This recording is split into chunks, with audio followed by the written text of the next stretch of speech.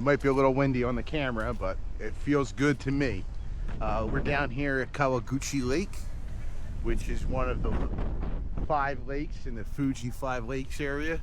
Fuji's over here to the left of the lake, and we're gonna walk up the lake a little bit. They said there's a park past that bridge, so we'll follow the trail to the park, sort of check this area out, and then there's a ropeway that goes up to one of the mountains. Nope, those are power lines. There's a ropeway that goes up to one of the mountains that gives you a good view of Mount Fuji. I am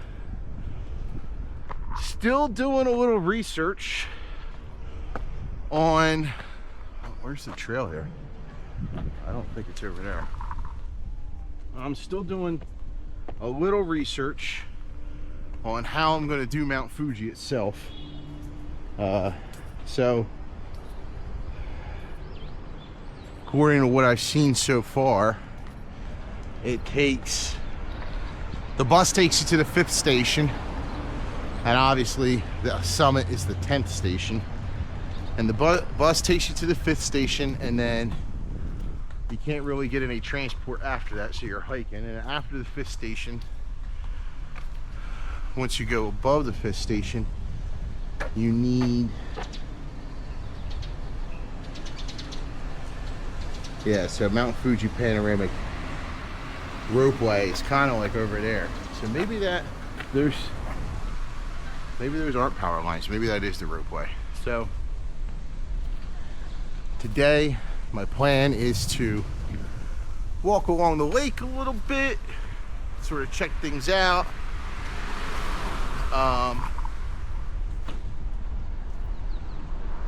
Let's see what that is down there. It's a dock.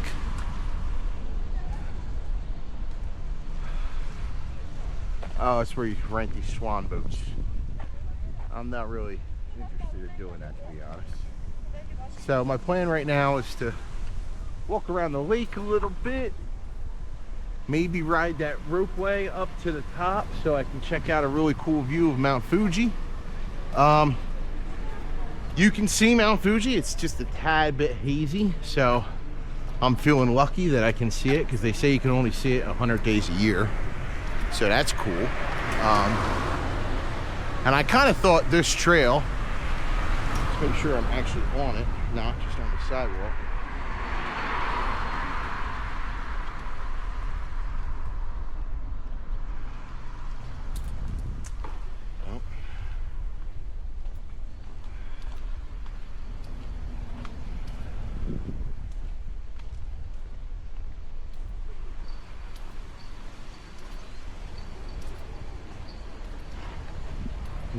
This is not making sense to me, because I'm definitely walking towards the bridge, but the GPS kind of says I'm not.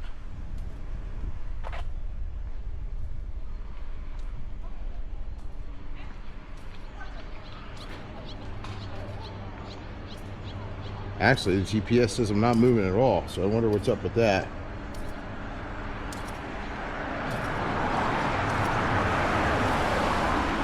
Yeah, it says I'm going the opposite way. I wonder if this thing broke.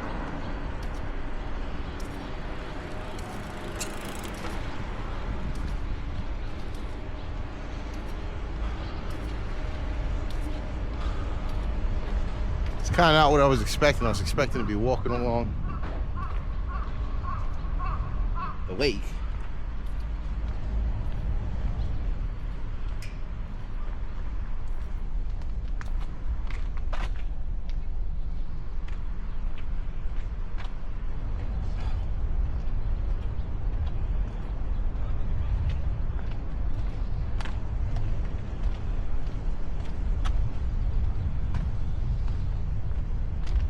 All right, that looks a little bit more right. It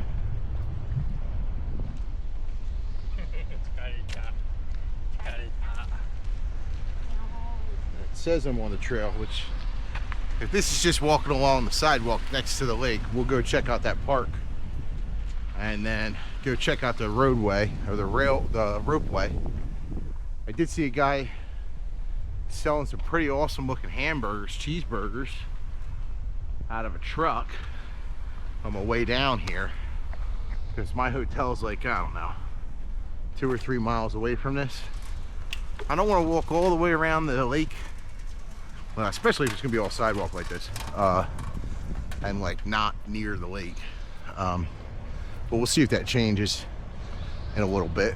But I don't want to walk all the way around the lake because it's 11 miles to do that, and that's not really, if I'm going to try to hike Mount Fuji tomorrow, which is kind of my plan.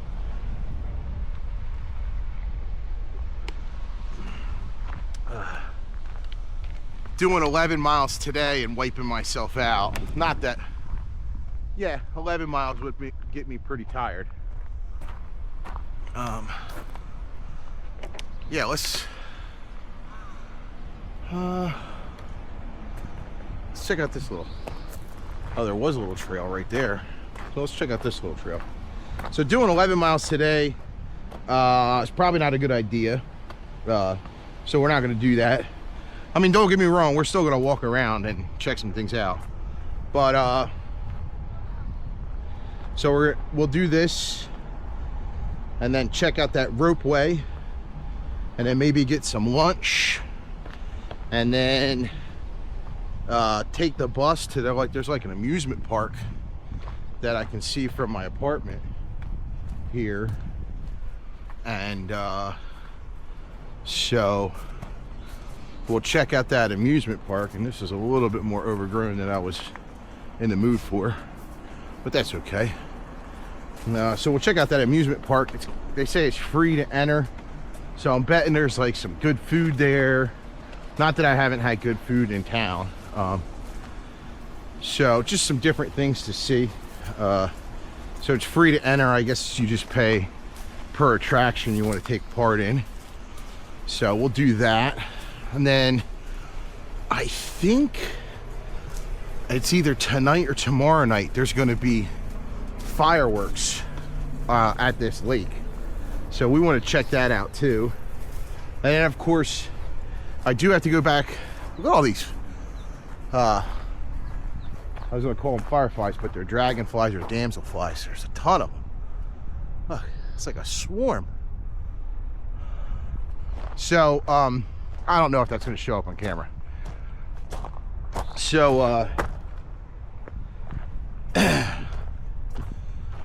I also have to go back to the apartment at some point and sort of try to make a reservation and plan out my plan of action for Mount Fuji itself. I said I was going to try to do it, so I am.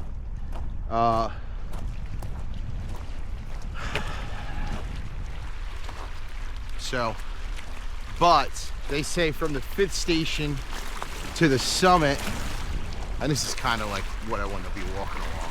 This is more like that, and that is the ropeway up there. So we'll do that in a little bit. But they say from the 5th station to the summit is a 6-hour hike, and as much as I like hiking, you know, let's say I start at, let's say I start early and I get out of the apartment by 8. All right, it's a 2-hour bus ride to the 5th station, so that puts me there at 10. See me listen. And then if I start right at 10, which I probably won't, right? So we'll say 10:30.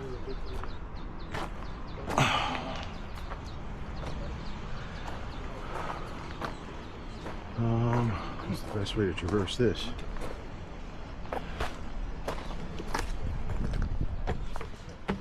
Ooh. Oh. Oh, yes. That's not attached all the way, huh? Oh, yeah.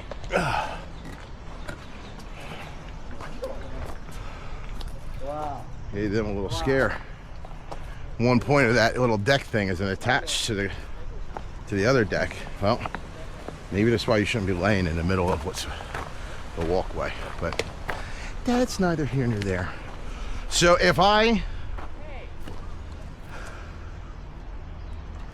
if I leave, if I get there at 10, let's say 10:30, and I do 6 hours, that's 4:30. But I'm on top of the mountain at 4:30, at the top of the mountain. So if, you know, obviously coming down is going to be a little bit shorter, so let's call that 5 hours. That puts me getting back at the 5th station at 9:30, which will, you know, mean that I had been walking 2 hours in the dark, which I have my headlamp, so that wouldn't be terrible, but I want to avoid hiking in the dark if I can. I have been avoiding it this whole time and been successful. So I want to find, they call them huts. There's little places.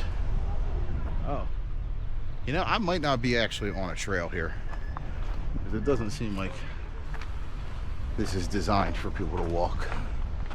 So I want to find one of the huts, because they have huts at like the 6th and the 7th and the 8th station. If I can stay at one of those huts on my way up, I can drop some of my gear that I don't need, like my clothes,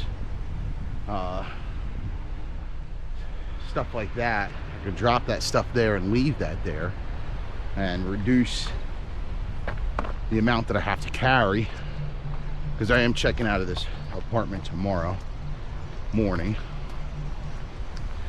So then if I do that, I can hike up and then only have to hike part way down, and then stay at the 7th or the 8th station, and then overnight hopefully get a hot bath, and then hike down the rest of the way in the morning, and then take the bus back to Tokyo. And I think when I go back to Tokyo, I'm going to stay in Roppongi again. I had so much fun in Roppongi. Meeting Chazzy Green,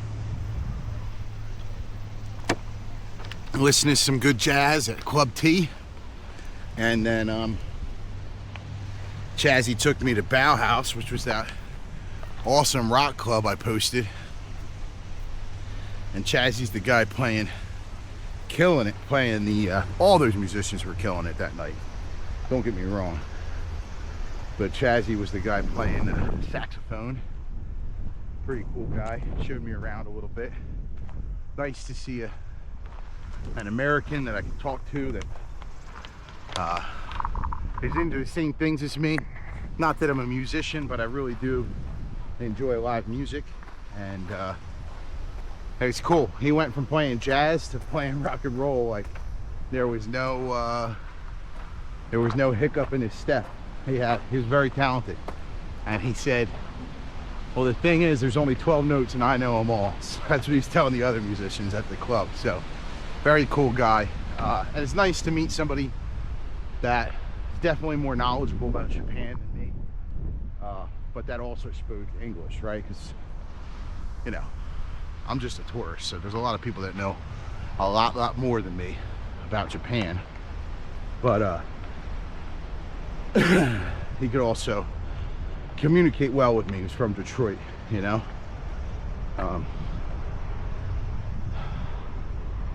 So definitely felt good to meet somebody like that on my travels. Man, this lake is beautiful.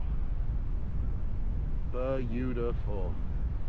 I'm tempted to see if I could walk over that bridge, but they say there's a park on the other side of that bridge. So I think we'll just go to the park and then walk back over and skip walking over the bridge. Because you can see all this volcanic rock exposed here, because, well, Mount Fuji was a volcano, or is a volcano. It's just not an active one. Try to stay out of these girls' pictures here, which I'm not doing a very good job of.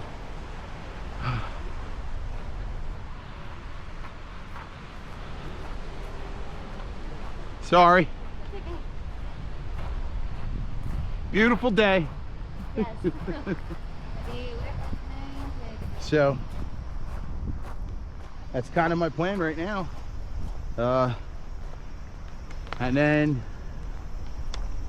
my plan is to hang out in Roppongi for Saturday, Friday, maybe Saturday night too, we'll see. But I'm thinking I'm gonna head to Saitama, I don't know, yeah, it's like outside Tokyo, but take the train there because Kawaguchiko is playing a festival on Sunday, and they're actually playing kind of early. I think they're playing at 11:30 a.m. and I kind of want to get there early because I've been trying to get one of these Kawaguchiko towels. They always have decorative towels that they sell at the concerts. And I've been to 3 concerts now. Every single one I go to, they're sold out. And so I would like to get my hands on one and buy one. So I do want to get there early. And then if they're playing at 11:30, I mean, I want to get close. So that means I should probably be at that stage by like 9, because it did seem like you know, a lot of people were showing up early for Kawaguchiko and sort of trying to get as close as possible. I got within 75 feet at the Osaka Gigantic Music Festival, so that was cool. But I want to see if I can get closer this time, because earlier in the day at Osaka I was a lot closer, but I had to use the bathroom, and let me take this trail over here. I had to use the bathroom and get something to eat because they didn't come on until like 9 o'clock that night, and at like 3 I was watching a band. They were called, oh man, don't tell me I forgot their name. Ender Cherry. I know, are a cool funk band. So I was watching them, but I was only like 15 feet away from them. So I do want to see if I can get that close again and stay that close for my favorite band. We'll see if that works out. If not, and then I will probably leave that concert or festival earlier than the end, and I guess I should get a hotel room there for the night, and then, or maybe I gotta see what's the best way, but I want to go to Hokkaido, so I might need to go back to Tokyo to get to Hokkaido more efficiently. And we do, some people were said fly to Hokkaido because it's faster, but I don't care if I lose a whole day riding the bullet train, because it'll be cool. You know, riding the train through Nagano was a cool experience because I wouldn't have been able to hike all that, hike through all those mountains. So I got to see a lot in Nagano. It's gorgeous. I really like that area. I really like Nagano Prefecture.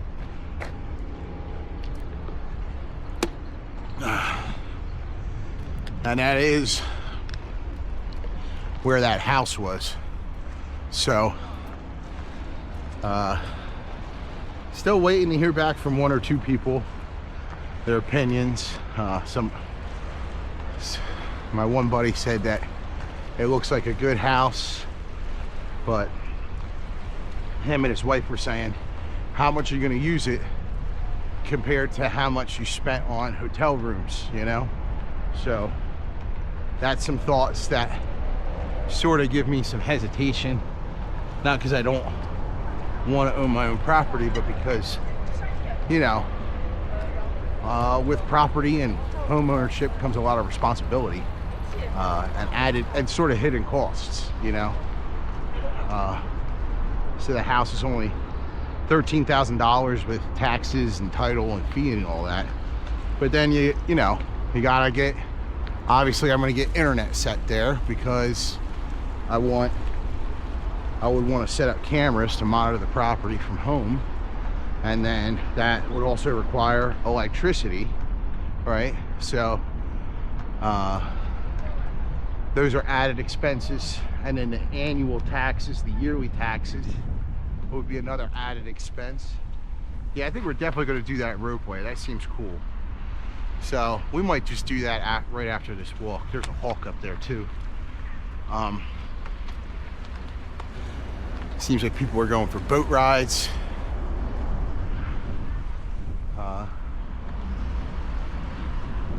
So yeah, well, I'm gonna think about a lot of that, see if some of it makes sense. You know, my one buddy said, you know,